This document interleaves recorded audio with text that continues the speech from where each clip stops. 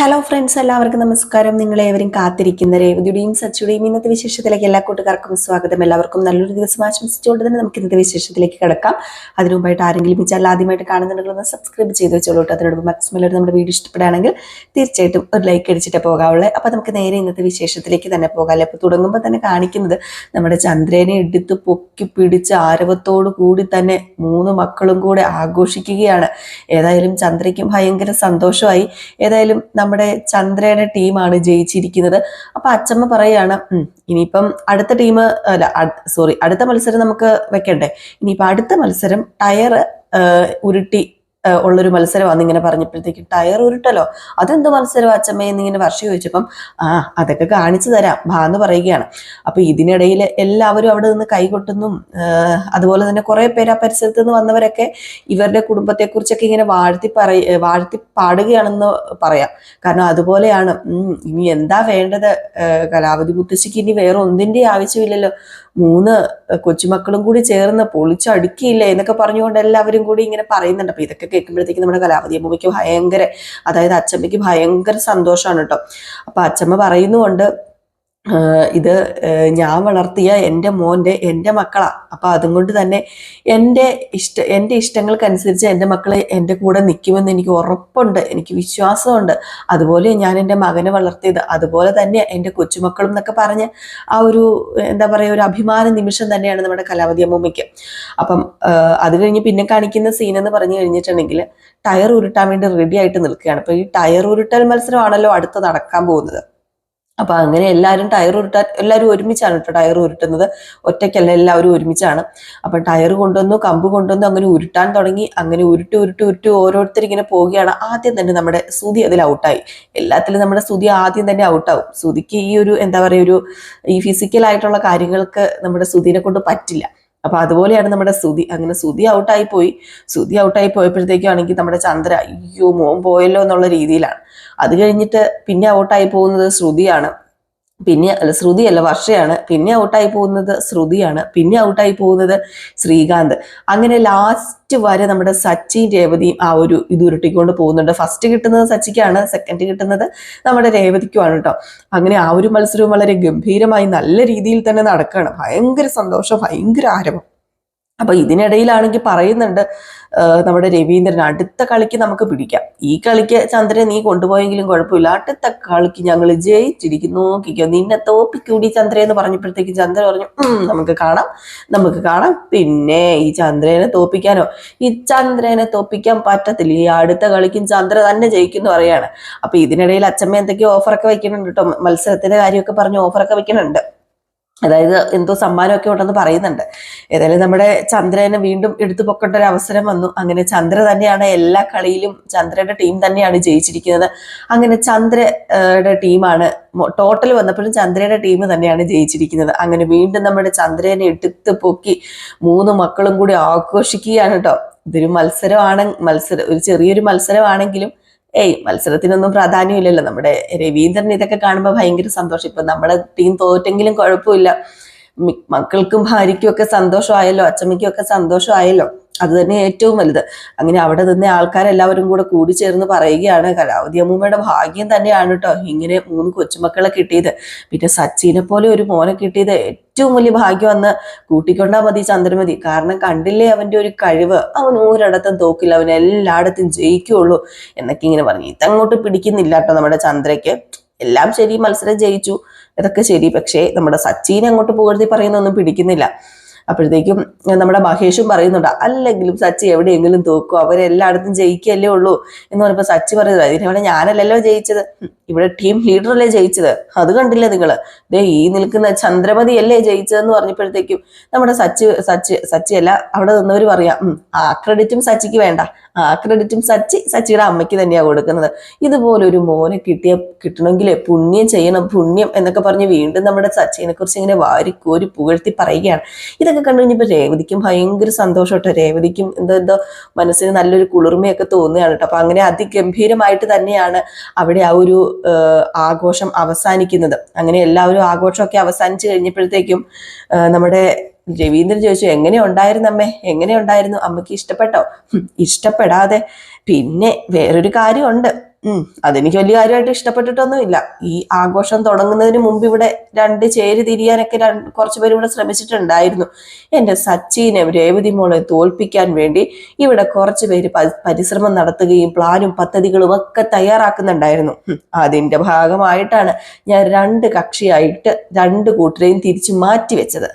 അല്ലെങ്കിൽ ഉണ്ടല്ലോ, ഇവിടെ രേവതിനെ സച്ചിനെ തോൽപ്പിക്കാൻ മത്സര ബുദ്ധിയോടുകൂടി തന്നെ ഇവിടെ ഒരു കളി നടന്നേനെ. ഇത്രയും സന്തോഷമൊന്നും അപ്പം കണ്ടെന്ന് വരില്ലായിരുന്നു. അത് മനസ്സിൽ കണ്ടുകൊണ്ട് തന്നെയാ ഞാൻ രണ്ട് പേരെയും രണ്ട് കക്ഷിയായിട്ട് തിരിഞ്ഞ് ഒരു കക്ഷിക്ക് ലീഡർ നമ്മുടെ ചന്ദ്രയും ഒരു കക്ഷിയുടെ ലീഡർ രവീന്ദ്രനും ആണെന്ന് പറഞ്ഞത്. അപ്പൊ അവിടെ മത്സരം നടക്കുന്ന എനിക്കൊന്ന് കാണുമായിരുന്നു. എങ്കിലും ഇതൊന്നും ഞാൻ പ്രതീക്ഷിച്ചില്ല എന്നൊക്കെ ഇങ്ങനെ പറഞ്ഞപ്പോഴത്തേക്കും സച്ചി പറയാ, ഓഹോ, അപ്പൊ അങ്ങനെ ഒരു കോമ്പറ്റീഷൻ ഇവിടെ ഉണ്ടായിരുന്നല്ലേ. അപ്പൊ സച്ചിനെയും രേവതിനെയും തോൽപ്പിക്കാൻ വേണ്ടിയും ഇവിടെ ചിലവരെ പ്ലാനും പദ്ധതികളും ഒക്കെ ഇട്ടെന്നായിരിക്കും പറയുന്നത്. അല്ല, ആരാ അത് ചെയ്തത് എന്ന് പറഞ്ഞ് സുധിയുടെ മുഖത്തേക്ക് നോക്കിയപ്പോഴത്തേക്ക് സുധി പറഞ്ഞു, ഞാനല്ല, നീ എന്തിനാ എല്ലാത്തിനും എന്റെ മെക്കിട്ട് കയറുന്നത്, ഞാനൊന്നും അങ്ങനെയൊന്നും പറഞ്ഞില്ല എന്ന് പറഞ്ഞപ്പോഴത്തേക്കും നമ്മുടെ സച്ചി പറഞ്ഞു, അല്ല നീ അങ്ങനെ പറഞ്ഞെന്ന് ഞാൻ പറഞ്ഞോ, നിന്നൊന്ന് നോക്കിന്നല്ലേ ഉള്ളൂ, ഇതാരാ പറഞ്ഞതെന്ന് അച്ചമ്മ പറയണ്ട, എനിക്ക് നന്നായിട്ടറിയാം ഈ പറഞ്ഞത് ആരാണെന്ന് എനിക്ക് നന്നായിട്ടറിയാം. ആർക്കാണ് എന്നോടും രേവതിയോടും ഇത്രയ്ക്ക് വൈരാഗ്യവും എന്ന് ഞങ്ങൾക്ക് നന്നായിട്ടറിയാം. ഏതായാലും എത്രയൊക്കെ സച്ചിനെ തോൽപ്പിക്കാൻ ശ്രമിച്ചാലും ഈ സച്ചി അങ്ങനെ തോക്കാൻ പോകുന്നില്ല, ഈ സച്ചി അങ്ങനെ വിട്ടു തരാൻ പോകുന്നില്ല, ഒന്നും ഈ സച്ചി വിട്ടു തരില്ല എന്നൊക്കെ നമ്മുടെ സച്ചി പറയുകയാണ്. അപ്പൊ രവീന്ദ്രൻ പറഞ്ഞ, വീട് കളമോനെ, അതൊക്കെ പോട്ടെ, അറിയാലോ പൂത്തിന്റെ ചെവിയിൽ എത്ര വേദം ഓതിയിട്ടും കാര്യമില്ല, അത് കേൾക്കില്ല, പിന്നെ എന്തിനാ നമ്മൾ വെറുതെ നിന്ന് സമയം കളയണത്, അതിന്റെ കാര്യമില്ലല്ലോ, അതുകൊണ്ട് മോൻ വിട്, മോൻ ആ കാര്യം ഒന്ന് വിട്ടേക്കാൻ പറയുന്നു. ചന്ദ്രമതിയാണെങ്കിൽ എന്ന് പറഞ്ഞു നിൽക്കുന്നുണ്ട് കേട്ടോ. ചന്ദ്രമതിനെ കുറിച്ചാ പറഞ്ഞതെന്ന് അവിടെ എല്ലാവർക്കും തന്നെ മനസ്സിലായി. പക്ഷെ അച്ഛൻ്റെ പേരെടുത്ത് പറഞ്ഞില്ലെന്നേ ഉള്ളൂ, ചന്ദ്രമതി തന്നെയാണെന്ന് സച്ചിക്ക് മനസ്സിലായി, രേവതിക്ക് മനസ്സിലായി, രവീന്ദ്രന് മനസ്സിലായി, അവിടെ നിന്ന് എല്ലാവർക്കും മനസ്സിലായി. എന്തായാലും ഈ ഒരു സീനൊക്കെ കഴിഞ്ഞിട്ട് പിന്നെ കാണിക്കുന്ന സീൻ എന്ന് പറഞ്ഞു കഴിഞ്ഞിട്ടുണ്ടെങ്കിൽ നമ്മുടെ സച്ചി പറയാണ്, അച്ഛാ നമുക്ക് നാളെ വെളുപ്പിന് തന്നെ പോകണം കേട്ടോ, നാളെ രാവിലെ തന്നെ പോകണം, എല്ലാം പാക്ക് ചെയ്ത് വെച്ചേക്കാൻ പറയാ. അപ്പോഴത്തേക്കും നമ്മുടെ വർഷയും പറഞ്ഞു, അതെ നാളെ വെളുപ്പിന് തന്നെ പോകണം.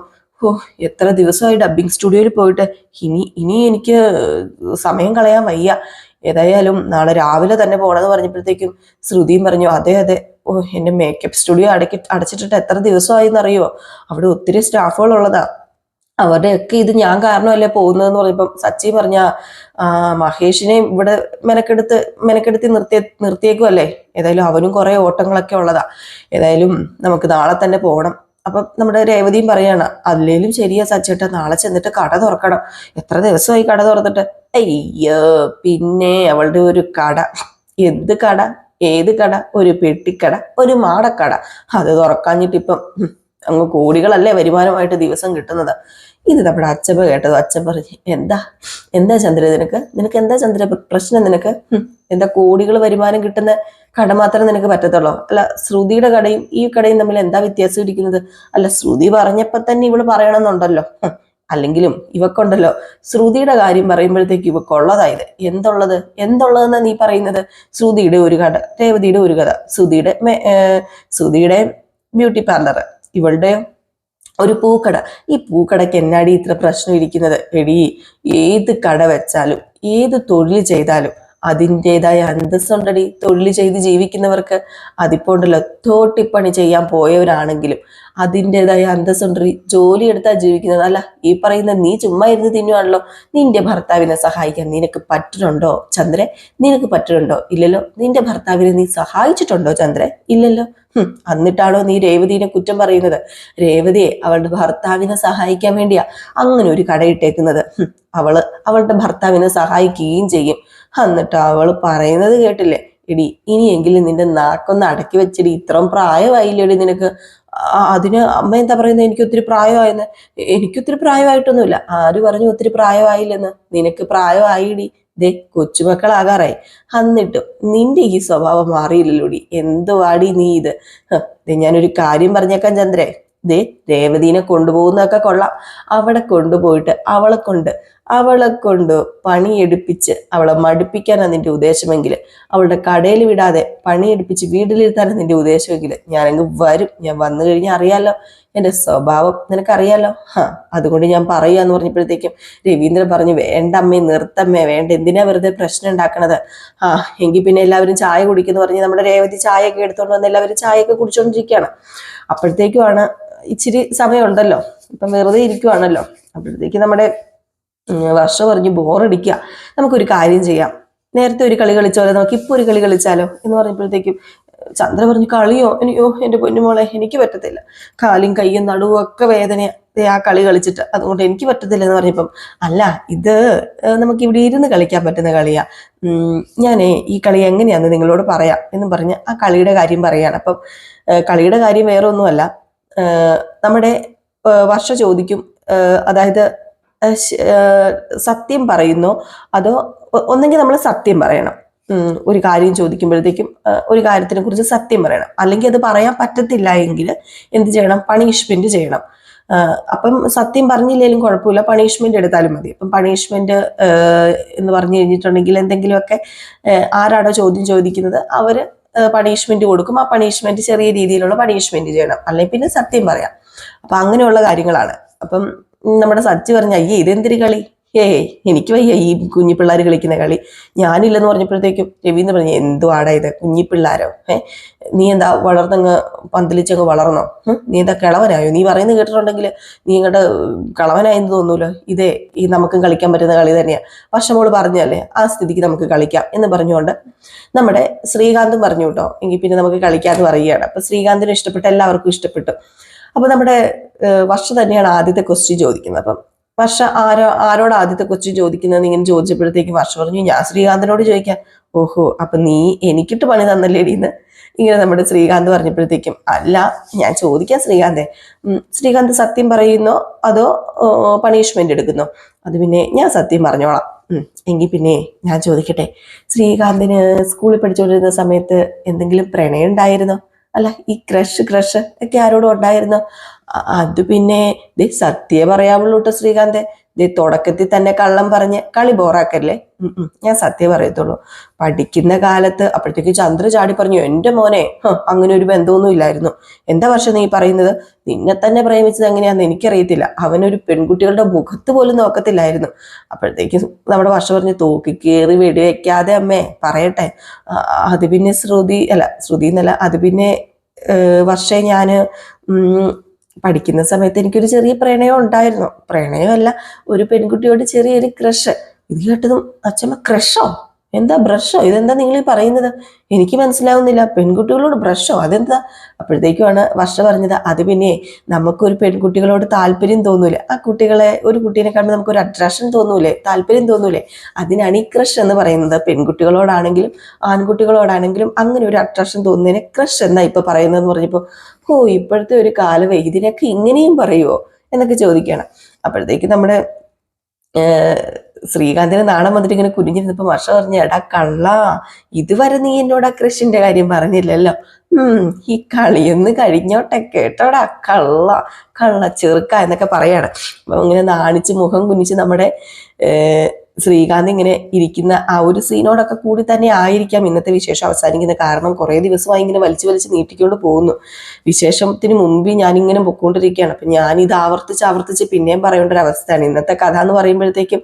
അതായത് അവര് ഇന്നലെ ആ ഒരു ഉറിയടി കൊണ്ട് തീർത്തെന്ന് തോന്നുന്നു കഥ. അതുപോലെ ഇന്ന് ഈ ഒരു ടയറും കൊണ്ട് ഇങ്ങനെയുള്ള മത്സരം കൊണ്ട് തീർക്കുമെന്നും അറിയത്തില്ല, ഇവിടെ വരെ എത്തുമെന്നും അറിയത്തില്ല, അതോ ഇതിനപ്പുറം കഴിഞ്ഞ് പോകുമെന്നും അറിയത്തില്ല. ഏതായാലും നമുക്ക് കാത്തിരുന്ന് തന്നെ കാണാം എന്തൊക്കെയാ സംഭവിക്കാൻ പോകുന്നത്. അപ്പൊ എല്ലാവരും കാത്തിരിക്കുക. അപ്പൊ എല്ലാവർക്കും വീണ്ടും നല്ലൊരു ദിവസം ആശംസിച്ചുകൊണ്ട് നിർത്തുകയാണ്. നെക്സ്റ്റ് ഒരു വീഡിയോ ആയിട്ട് വരുന്നവരെ എല്ലാവർക്കും ടാറ്റാ ബൈ ബൈ.